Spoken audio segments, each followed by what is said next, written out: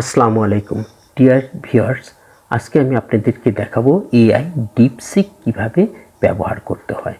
Online থেকে DeepSeek আপনি কিভাবে ব্যবহার করবেন, বিস্তারিত জানতে ভিডিওটি শেষ পর্যন্ত দেখবেন। আমার ভিডিওটি ভালো লাগলে অন্যদের সাথে শেয়ার করবেন এবং আমার চ্যানেলটি সাবস্ক্রাইব করবেন।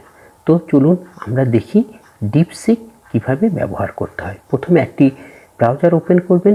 ব্রাউজারের অ্যাড্রেস বারে ডিপসিকের ওয়েব অ্যাড্রেস deepseek.com লিখে এন্টার দিলেই প্রথমে আপনাকে ভেরিফাই করবে। আপনারা স্ক্রিনে দেখতে পাচ্ছেন verifying you are human. Verification শেষ হলেই একটা মেসেজ পাবেন, দেখুন ভেরিফিকেশান সাকসেসফুল। এবার আপনারা স্ক্রিনে ডিপসিকের ওয়েবসাইটটাই দেখতে পাচ্ছেন। সেখানে DeepSeek R1 is now live and open source. Defining OpenAI's Model 01 available on web, app and APL. Click for details. DeepSeek into unknown. এরপরেই ডান পাশে আসছে গেট ডিপসিক অ্যাপ। মোবাইল ফোনে অ্যাপস ইনস্টলের জন্য এই অপশনটি কিউআর কোডের মাধ্যমে ইনস্টল করা যাবে। এরপরে বাম সাইডে আসছে start now, free access to DeepSeek V3 experience the intelligent model. এই স্টার্ট নাওতে ক্লিক করলেই ডিপসিকের লগ ইনের পেজটি চলে আসবে। যারা ইতিমধ্যে ডিপসিকে রেজিস্ট্রেশন সম্পন্ন করেছেন তারা এখান থেকে লগ ইন করতে পারবেন। Only log in via email, Google or +86 phone number. Log in is supported in your reason, অর্থাৎ ইমেল, গুগল আইডি এবং চীনের কান্ট্রি কোড 8686 দিয়ে যে ফোন নাম্বারগুলি আছে সেগুলি ব্যবহার করে লগ ইন করা যাবে। ফোন নাম্বার বা ইমেল আর পাসওয়ার্ড লিখে লগ ইনে ক্লিক করলেই লগ ইন করা যাবে, কিন্তু লগ ইনের পূর্বে আমাদেরকে সাইন আপ করতে হবে। এর জন্য সাইন আপ ক্লিক করতে হবে অথবা লগ ইন উইথ গুগল, এটা ক্লিক করেও সাইন আপ করা যেতে পারে। তো আমরা সাইন আপে ক্লিক করে সাইন আপ পেজে চলে গেলাম। যেহেতু আমরা চিনেন না, প্রথমে আমাদেরকে একটি ইমেল অ্যাড্রেস লিখতে হবে। তো আমাদের রিজনের জন্য ইমেল দিয়ে সাইন আপ করতে হবে। আমি আমার ইমেল অ্যাড্রেসটি লিখলাম।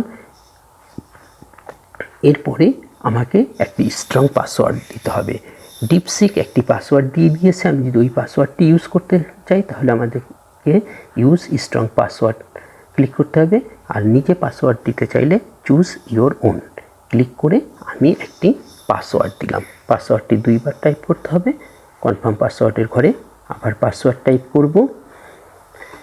এরপরে ডিপসিকের কিছু টার্মস অ্যান্ড কন্ডিশন আছে, সেটা আমাকে মেনে নিতে হবে। নির্ধারিত ঘরে টিক চিহ্ন দিতে হবে। এরপরে ডিপসিক আমাকে একটা কোড পাঠাবে, এর জন্য সেন্ড কোডে ক্লিক করব। কোডটি কোথায় পাঠাবে? আমি যে ইমেল অ্যাড্রেস দিয়েছি সেই ইমেলে পাঠাবে। ডিপসিক কোড অলরেডি পাঠিয়ে দিয়েছে। এবার আমি আমার মেলটি চেক করব। হ্যাঁ, আমরা দেখতে পাচ্ছি ডিপসিক থেকে একটা ইমেল এসেছে। ইমেলটি ওপেন করি। একটু নিচের দিকে গেলেই আমি কোডটি দেখতে পারবো। হ্যাঁ, কোডটি দেখতে পাচ্ছি 925288। আমি কোডটি কপি করলাম, আবার ডিপসিকের রেজিস্ট্রেশন পেজে গেলাম এবং সেখানে পেস্ট করে সাইন আপে ক্লিক করলাম। তো দেখুন আমার সাইন আপ সম্পন্ন হয়েছে এবং আমি ডিপসিকের চ্যাট অপশনে প্রবেশ করেছি। Hi, I am DeepSeek, how can I help you today. বাম দিকে নিচের অংশে দেখুন সে মাই প্রোফাইল, তারপরে আছে গেট অ্যাপ নিউ। মাই প্রোফাইলে ক্লিক করলেই আমরা এখানে বিভিন্ন অপশন দেখতে পাবো। তার মধ্যে আছে লগ আউট। লগ আউটে ক্লিক করে এখান থেকে আমি সহজে লগ আউট হতে পারি। এবার আমরা দেখতে পাচ্ছি ডিপ থিঙ্ক সার্চ। তো আমরা মেসেজ ডিপসিক, এখানে আমরা কি জানতে চাই সেটা লিখব। তো আমি প্রথমে ডিপসিকের কাছ থেকে বাংলাদেশের জাতীয় সঙ্গীতটি জানতে চাই, তাই লিখলাম write the national anthem of Bangladesh. এরপর আমি ডাইন দিকে আপ অ্যারো যে চিহ্নটা আছে এই বাটনে ক্লিক করলাম। এবার ডিপসিক দেখুন সে সার্চ করছে তার সার্ভার থেকে বাংলাদেশের জাতীয় সঙ্গীতটি সে নিয়ে আসলো। তাহলে আমি তার কাছে যেটা ডিমান্ড করলাম সেটা পাচ্ছি, এবং জাতীয় সঙ্গীতটি কে লিখেছে, পোয়েট কে, তাও দেখাচ্ছে রবীন্দ্রনাথ ঠাকুর। আপনারা দেখলেন পরপর লাইন বাই লাইন স্ক্রিনে প্রদর্শিত হচ্ছে। ডিপসিক আমাদের জাতীয় সঙ্গীতটি দেখালো, এবং বাংলাদেশের মধ্যে আরও কিছু অনুভূতি ব্যক্ত করেছে।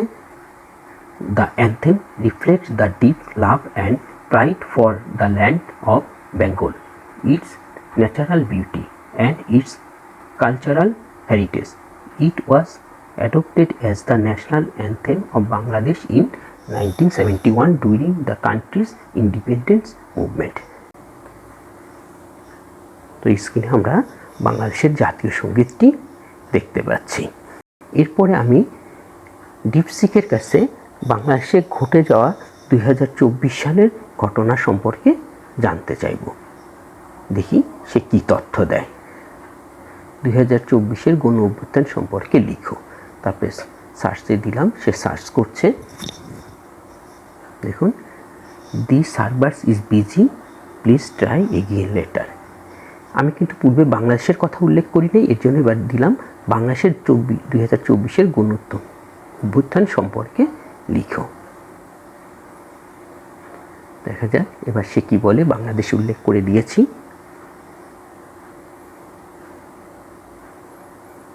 সে কিছু তথ্য পেয়েছে।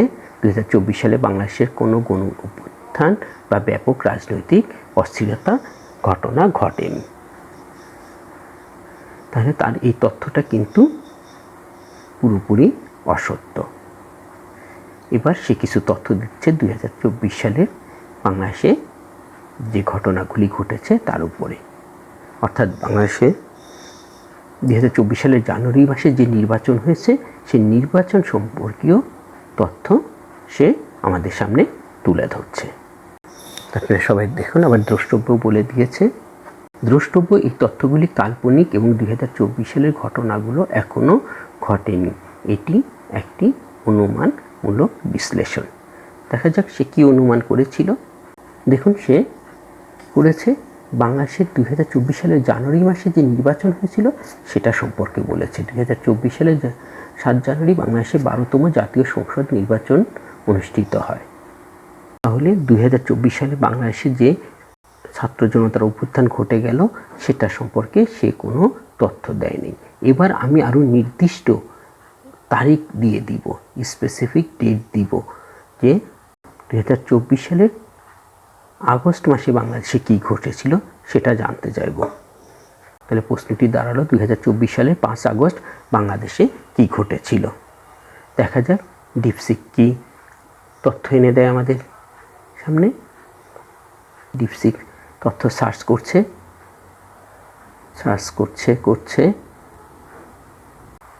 লাস্ট মেসেজ দিল, the server is busy, please try again letter. এবার আমি নির্দিষ্ট তারিখ অন্যভাবে উল্লেখ করছি। 5/8/2024 তারিখে বাংলাদেশে কী ঘটেছিল এভাবে নির্দিষ্ট করে জানতে চাচ্ছি। দেখা যাক এবার কি তথ্য দেয়। খুঁজছে। দেখুন এক্ষেত্রেও বলছে the server is busy, please try again letter. তো এই প্রশ্নটি আমি আবারও ডিপসিকের কাছে করছি, তবে এক্ষেত্রে আমি ডিপ থিঙ্ক বাটনটি অন করে দিচ্ছি। তারপরে ডান পাশে আছে ওয়েবসাইটে সার্চ করার জন্য search the web when necessary, এই বাটনটি অন করে দিচ্ছি। এরপরে আমি সার্চ অপশানে ক্লিক করব। এবার দেখা যায় থিঙ্কিং, মানে সে এবার ভেবে চিনতে খুঁজে বের করবে। দেখা যাক এবার পারে কি না। হ্যাঁ, সে কিছু তথ্য দেওয়ার চেষ্টা করছে, কিছু লেখা সে ইংলিশে দিচ্ছে। দেখা যাক কী ধরনের তথ্য আমরা তাদের কাছ থেকে পাই।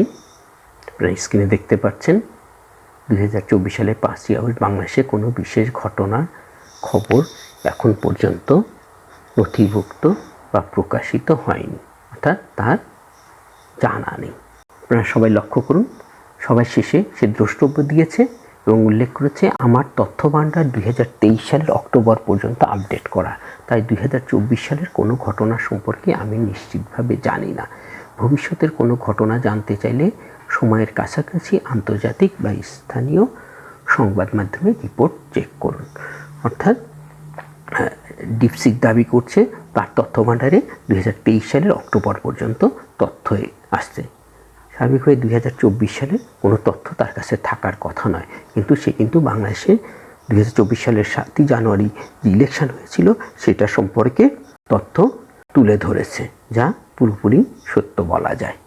কিন্তু 2024 সালের জুলাই আগস্ট মাসের কোনো তথ্য সে তুলে ধরতে পারেনি। সেক্ষেত্রে সে দাবি করেছে তার তথ্য ভাণ্ডার আপডেট নয়। তো প্রিয় সুধী, আপনারা দেখলেন ডিপসিক নিয়ে বিশ্বে যে আলোড়ন সৃষ্টি হয়েছে। ChatGPT মতো এআইকে সে টপকিয়ে টপে চলে আসছে, কিন্তু বাংলাদেশের এই যে জুলাই আগস্টের সম্পর্কে সে কিন্তু পুরোপুরি তথ্য দিতে পারেনি, সে নিজেই কনফিউজড। যাই হোক, এআই আর্টিফিশিয়াল ইন্টেলিজেন্সের যুগ চলে আসছে, তথ্য প্রযুক্তিতে এর ব্যবহার ব্যাপক। এই এআইয়ের সঠিক ব্যবহার আমাদেরকে জানতে হবে, সঠিকভাবে এআই ব্যবহার করতে হবে, আমাদের কাজ সহজ হয়ে যাবে। আমরা যদি এই প্রযুক্তির এই অংশ থেকে পিছিয়ে থাকি তাহলে আমাদের দেশ পিছিয়ে যাবে। তাই আপনার সন্তানদের প্রযুক্তি শিক্ষায় উদ্বুদ্ধ করুন। সবার শেষে লগ আউট করার জন্য লগ আউটে ক্লিক করব। লগ আউটে ক্লিক করলেই আমরা ডিপসিক হতে লগ আউট হয়ে যেতে পারব। You have signed out of your account, please log in again. তো আপনারা দেখলেন কিভাবে ডিপসিকে রেজিস্ট্রেশন করতে হবে, কিভাবে ডিপসিকে কোনো তথ্য সার্চ করা যেতে পারে, আবার কিভাবে ডিপসিক থেকে লগ আউট করা যায়। আমার ভিডিওটি ভালো লাগলে আমার চ্যানেলটি সাবস্ক্রাইব করবেন, অন্যদের সাথে শেয়ার করবেন। তো সবাই ভালো থাকবেন, সুন্দর থাকবেন। আল্লাহ হাফেজ, আসসালামু আলাইকুম।